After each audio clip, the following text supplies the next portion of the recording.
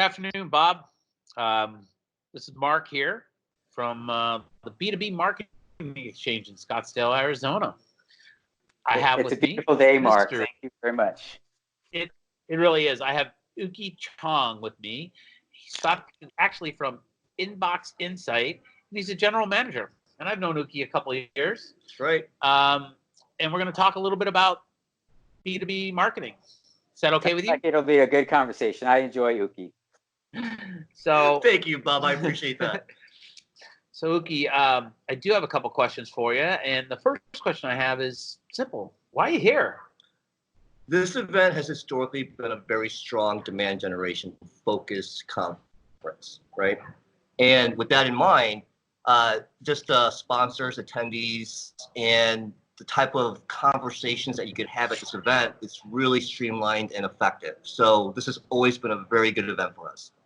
Yeah, I agree wholeheartedly. I mean, I've been doing this 6 years. I think Bobby's coming here for 4 years. And the thing about Demand Gen and Andrew, what these guys pull together is that you have 1,200 people that are open. Everybody, whether CXO level or the lowest marketing person in their booth, everybody's open for a conversation. That's right. And everybody's here for one reason. Besides the nice weather, especially the Canadians that I've met on the East Coast, they're like, oh, the weather's so nice.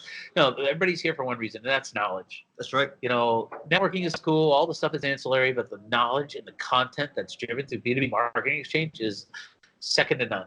Exactly. And what's really exciting is, to your point, Mark, is when you see these professionals and all these individuals across the board, they are here for one thing, and that's to really learn, strategies that's going to help them out. Yeah. And an old friend of mine who happens to be managing this call came up with a word that I totally use, believe, and talk about almost every single day. Is called cooperation.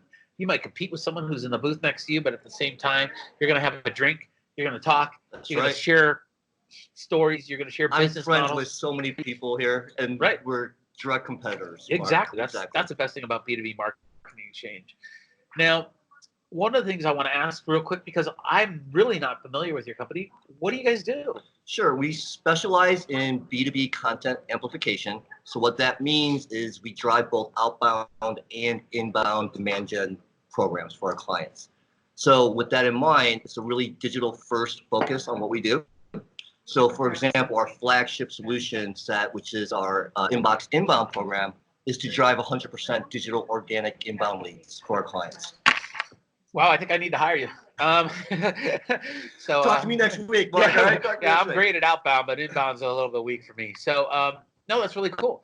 So what we've seen, as we know the thematic approach of all this content, 3 years ago, people couldn't even spell it. 2 years ago, it just started engaging. And it's this really hard thing called ABM. That's right. So what are your views upon, I'm sure your clients are coming to you, they're coming with target lists or whatever, or lookalikes. So tell me a little bit about that. Sure. What's interesting, Mark, is we actually did a recent independent survey across the board with marketers across the board. Wow, I'm like a good straight man, aren't I? That's right. That's right. And what's interesting is when you look at the stats, more and more, obviously, marketers are looking at ABM strategy for a reason, right? I mean, almost half of the people that we surveyed, they're going to start dedicating 25 to 50% of their budget towards ABM. Right. Then you've got, another 50% that's planning on increasing their spend of what they're doing on ABM, right? So when you start looking at these statistics, it's starting to make more and more sense, because I think what's happening is people are realizing that the spray and pray mentality is no longer effective, right? It's really about zeroing in based off of true intelligence, right? And then putting together, a program that makes sense for them based off of their ICP. Yeah, that's a great point. So one of the things I try to promote, and it's funny, I did a circle table earlier about mistakes for ABM. And a couple of the things that I've noticed, being that I'm a lead gen provider and I help a lot of other companies support their customers' needs, is a couple of things. One are influencers and how important they are to ABM, especially ABM. People that say, oh, I only want 2 contacts per domain. Makes no sense to me. That's right. And then 3, ABM is not an or. It's an and. That's correct. You still need top of funnel. You still need HQL. You still need inbound. You still need, and do ABM. That's right. So as long as you stay narrowly focused on your target audience, You can go build a lookalike. You can still do simple stuff, kick the tire, content syndication. But for me, and I want to see what you say is like, how do you think of that and? Because well, when you look at true ABM strategy, Mark, it comes down to your point, you could look at that company and let's say it's an enterprise organization, right? To your point, going after only one or two individuals makes no sense, right? We all know that based off of how decisions are made, typically there's 6, 7, 8 people that's really involved in making that decision. Right? Yeah, I joke about it all the time. I say to people, I'm like, for the last 10 years, I don't think anybody's ever made a $10,000 purchase decision all by themselves. Exactly. In a business. Exactly. It's a consensus. It's a group. The only person that's single is a procurement manager that signs the paper. That's right. That's it. In my mind, true ABM, again, is about how can you put your content, right, in front of these organizations the right way to get your message across that you're actually trying to help them make right decisions. Right? Yeah. No, I get it. I live it every day. And I know Bob with TechConnectr, is on that same path of the people that reach out to him. So that's a great point because people want transparency now too, right, Mark? They want to know what's going on. Yeah, it's so funny because the company that I run, we've been behind the scenes forever, for 8 years. No one knew who we were, but we were the best friend of a lot of other companies. And I remember the previously, God rest his soul, is like Dick Reed when he used to talk about Just Media. He used to call it the ugly little secret of marketing, and he used to do this pitch to like the BMA and different places around the globe. And he talked about how we had that co-opetition, that underworld lead provider that would help the agencies or other people hit their targeted. Exactly. And black box is no longer effective, right? It's like if you're going to partner with someone, be transparent. Right? Yeah, set up. Right expectations. But the thing about transparency that people have to be aware of, and I think our industry has really evolved to this because we're all in it and it's such a small community, is that you have to be careful that you're giving transparency, but you have to trust. You have to trust your partners because there's too many people that in the past would go and backdoor you because they knew who you were. And it's not just the vendor. It's the customer would be like, I don't want to work with X anymore. I'm going to go straight to you. And if you have the right ethics and you're in this business for a long time, you don't burn those bridges. When they come to you, you say, yeah, I used to run your campaigns through this. You have a conversation with that other guy and say, did you lose the business? Do you have it? No, they're still going there. And my concern always is in B2B or in B2B and this type of business is that there's so many cool things. Ethics have to always be the core. And I think the core of it is on the relationship side, right? People always talk about building partnerships. They want to, really truly establish a good partnership, et cetera. But the core of it is they need to trust you, to your point. Yeah. Mark. So there's another part of that, and I'll get into the futures in a minute. But with ABM, the one thing I've been noticing and talking to other experts across B2B marketing exchange is the transformation to move into the ABM philosophy is really a strategy. And you know what you need? You need foundation.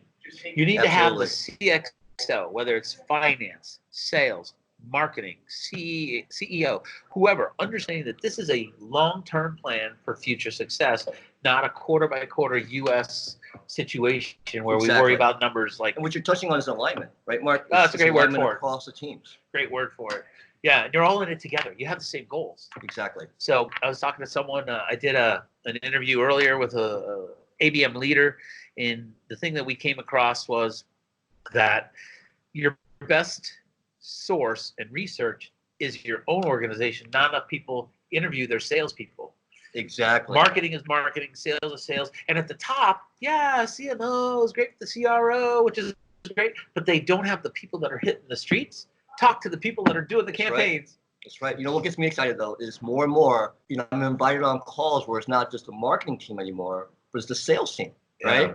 And when you start having those type of conversations, when you know that the marketers and the sales guys are totally aligned, that's a beautiful thing to see. Yeah, I had an old boss, a previous company many, many years ago, teach me something, and I used to do it to my staff. I ran a Marcom organization, a multi-billion-dollar corporation.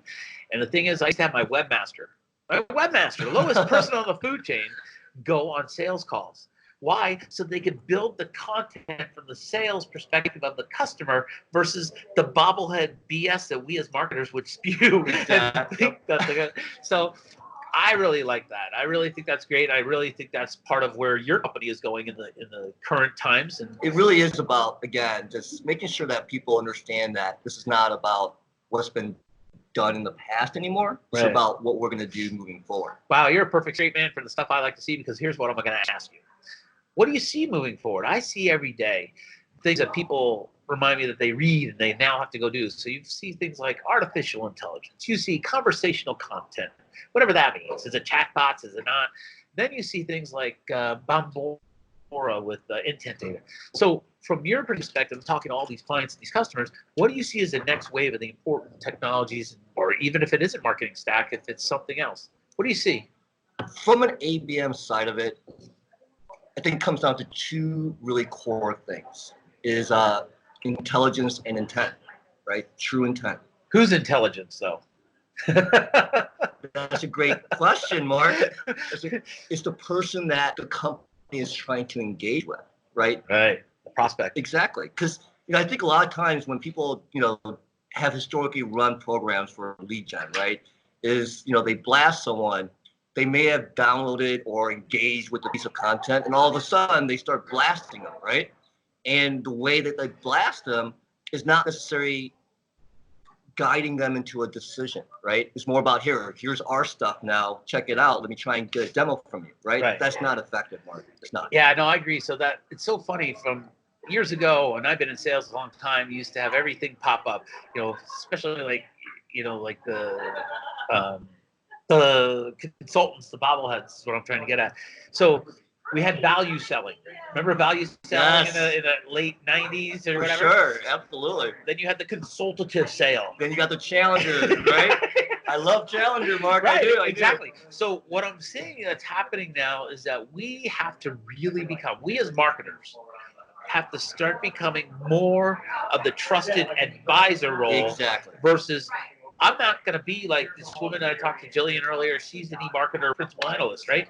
That's great, and she can help guide the future. But when it comes to the rubber meets the road, we have to guide our prospects. Now, don't get me wrong. You got a lot of great technology options now, right? You got lookalike modeling. You got predictive scoring, right? You have your Bamboras, your Sixth Senses, etc. And what you're seeing more and more is people are starting to adopt a lot of different things to really put together holistic programs that's going to work for them long term, right? Yeah, that's so. I joked with my CEO about 5 years ago, and we went to we live in San Francisco Bay Area is where my company is, and we went to a Marketo show, and did the exhibit, walked around, and we looked at each other and said, "Oh my God, we can really build a company by not doing a damn thing except hiring, 5 different vendors and merge them together." Exactly. You can become a great marketing company doing that. And I think a lot of the evolution today is that, you always have those make or buy decisions. But you're starting to see the term coming out more and more, right? Full funnel. Yeah, that's a great word. Yeah, I'm starting to. You would never see people. You'd have them understand the moving down the funnel or the serious decisions demand funnel. There's every funnel in the world since funnels were in existence. But right now, that full funnel is really trying to say, and that's where I talk about it, the and. It's top of funnel and ABM and intent, and so there's a lot of and. So to become a marketer, I think the leaders of these actual strategic leaders that are speaking here at B2B Marketing Exchange really are not only just visionaries, but they're risk takers. They're guiding their companies down a path that a lot of people want to get there, but you got to take those chances. That lead the charge are usually the ones that kill it in the end, my friend. Yeah, no, I agree. So. Bob, I know I've been talking an awful lot here, and I always love these conversations, but is there something you'd like to ask? Oh, this is great. I've enjoyed listening. So, Uki, what are some of the favorite presentations, the favorite people you've seen at the event? I'm jealous because I wasn't able to make it this year. Sure. No, again, there's some really great teams out here, guys.